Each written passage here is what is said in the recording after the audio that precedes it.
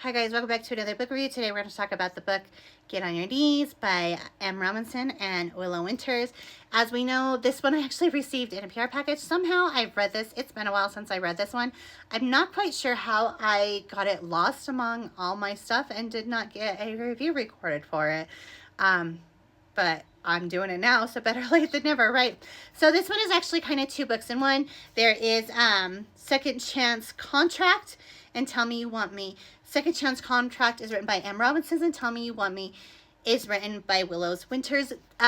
Second Chance Contract actually is going to take up the majority of the book, and Tell Me You Want Me is actually smaller, a little shorter one in the back of the book. Both are good books.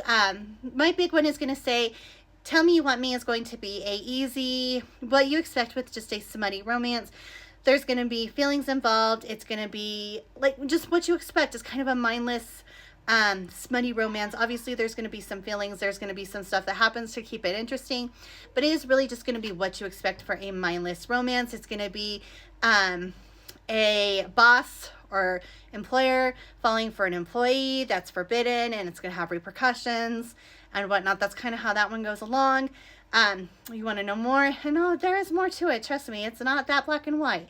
There is more to it. So don't think I'm not trying to downplay it. I'm just saying there is more to it. So if you want to know more, you're going to have to read it and find out. But this one, the Second Chance Contract, like I said, it takes up the majority of the book.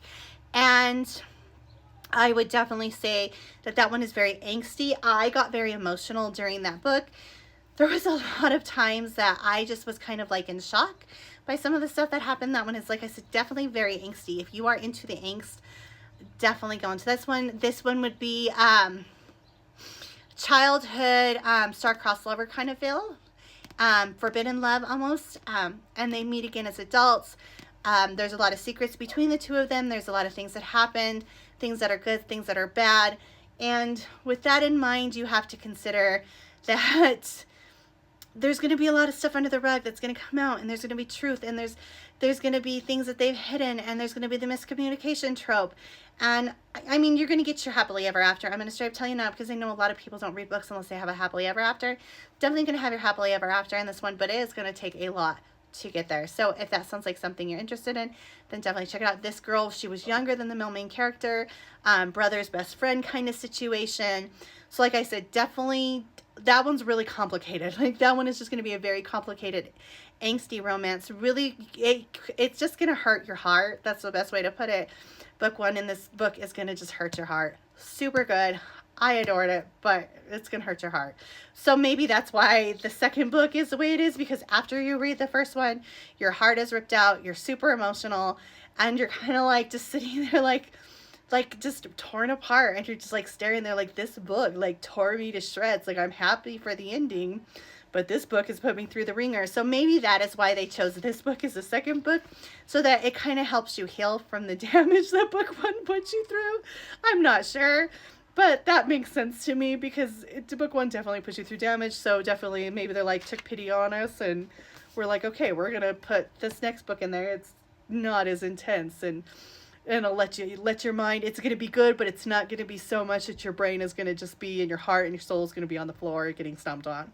So that's kind of how I felt on this one. Like I said, definitely going to be very smutty contemporary romance. That's going to be it on these ones.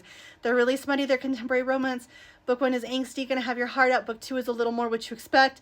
The mindless smut that is easier to read, and you don't have to have a whole lot put to it, but yet it's still interesting enough to keep you coming back for more. And book two, or book one, is just going to be, your heart's going to be torn out. So if those sound like something you're interested in, then I would definitely check this book out, because I loved it, and I think you might too.